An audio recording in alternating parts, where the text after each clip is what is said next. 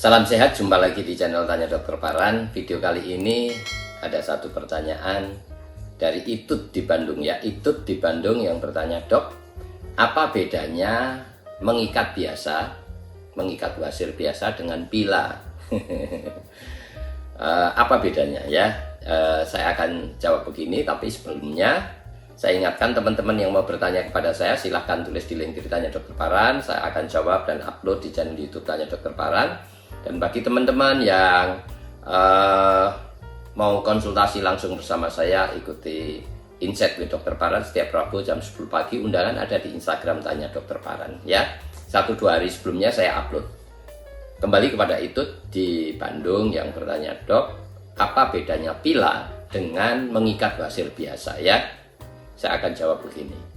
Dalam guideline atau garis pedoman dari Amerika dan Eropa penanganan wasir, mengikat wasir atau hemorrhoid ligation atau ligation of hemorrhoid itu diindikasikan untuk derajat 1, 2, dan 3 ya. Derajat 1, 2 itu Eropa, 1, 2, 3 itu Amerika. Jelas ya indikasinya itu. Jadi bagi teman-teman yang menderita wasir dalam tahap awal derajat 1, 2 sebaiknya lebih baik diikat ya, tidak perlu dioperasi. Operasi hanya diberlakukan untuk derajat 3 dengan mucosal prolapse dan derajat 4 ya, itu menurut Amerika dan Eropa. Nah sekarang apa yang bedanya pila dengan ligasi? Ligasi itu mengikat saja ya, jadi hanya dijepit, ditarik, diikat, atau disedot, diikat ya. Itu namanya forceps ligation atau suction ligation ya. Itu hanya cara ya. Dulu caranya dijepit, ditarik, kemudian diikat, atau yang hanya disedot saja, suction rubber band ligation, terus kemudian diikat ya. Bedanya adalah gini. Kalau diikat saja, kita tahu hari ke-4 sampai ke-7 wasirnya itu akan lepas. Waktu lepas itu bisa terjadi perdarahan kalau hanya mengikat saja. Jelas ya?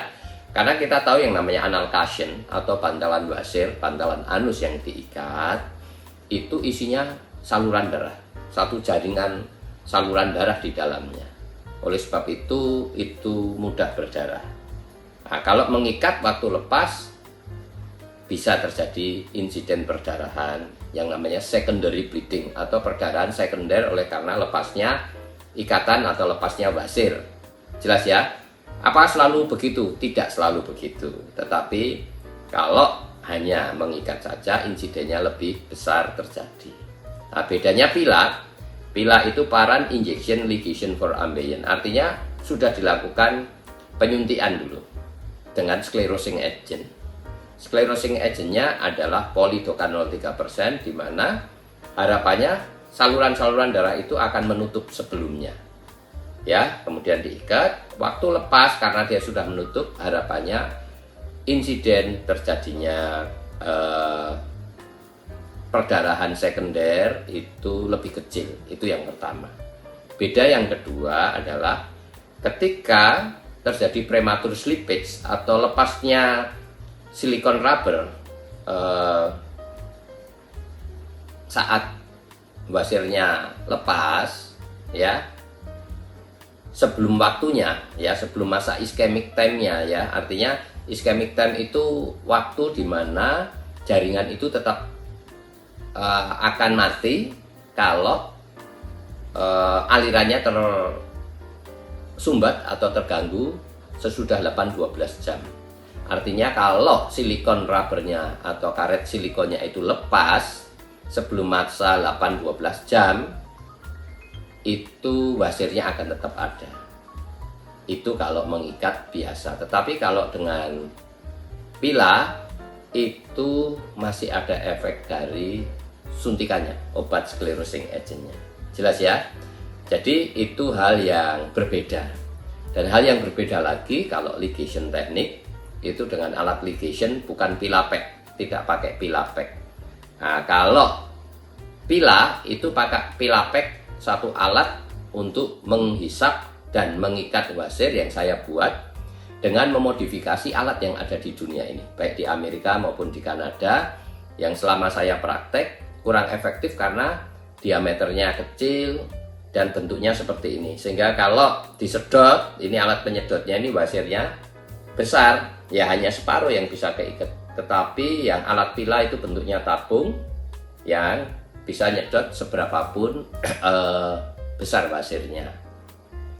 Perbedaan yang berikutnya, pila pek atau pila, alat yang dimaksudkan sebagai alat disposable, alat yang sekali pakai buang. Kalau pengikatan biasa pasti pakai alat metal, logam ya. Nah, kalau mengikatnya pakai alat logam itu di steril ulang ya, habis dipakai steril ulang, pakai steril ulang. Kalau ini disposable, sekali pakai dibuang, sekali pakai dibuang. Itu dimaksudkan untuk menghindari penularan penyakit ya. Kita tahu yang namanya selaput lendir, baik mulut, baik saluran kelamin kita atau anus, selaput lendir di situ sangat mudah menyerap atau mudah terjadi penularan penyakit ya, baik lewat saluran genital kita, saluran pencernaan kita, baik mulut atau anus, itu mudah terjadinya penularan penyakit ya, seperti HIV atau hepatitis, juga ya khususnya anus ya, kondiloma ya, virus itu ya, dari HPV virus itu mudah menular. Oleh sebab itu, apa bedanya pila dengan mengikat biasa? Pila pasti memakai alat disposable, sekali pakai buang, sekali pakai buang, untuk menghindari penularan penyakit ya. Kita tidak tahu hari ini dilakukan tindakan, bisa sebulan, 2 bulan, setahun, 2 tahun tiba-tiba mengalami penyakit yang lain yang kita tidak diderita sebelumnya. Hati-hati. Oleh sebab itu, pila pek itu dimaksudkan sebagai alat yang dipakai disposable, sekali pakai dibuang, baik anuskopnya, alat teropongnya, maupun alat penghisap untuk mengikat wasirnya. Itu bedanya, jelas ya. Semoga ini bisa menjawab. Dan ingat juga bahwa rubber, karet untuk mengikatnya adalah silikon, warnanya hitam, bukan kuning ya. Kalau kuning itu latex. Mengapa tidak boleh latex? Latex itu alergen, membuat alergi ya. Dari semua penelitian di Amerika, Eropa tidak ada mengikat wasir dengan latex ya. Kalau di Indonesia banyak tuh yang mengikat dengan latex, dengan memotong selang kencing ya, selang kencing yang kecil dipotong untuk mengikat. Hati-hati, itu latex bisa menyebabkan alergi. Yang biokompatibel, yang cocok dengan tubuh kita, dan yang namanya medical grade, yang sesuai indikasi medis, kesesuaian medis, itu silikon rubber atau karet silikon. Kalau dipila warnanya hitam ya, jelas ya. Itu bedanya mengikat biasa atau pakai atau pila ya. Saya sudah jelaskan, semoga ini bisa menjawab dan mencerahkan. Oleh sebab itu, kalau teman-teman yang berita wasir mau dilakukan pila, tanya dulu, dok, ini alatnya disposable atau tidak ya, alatnya sekali pakai buang atau tidak.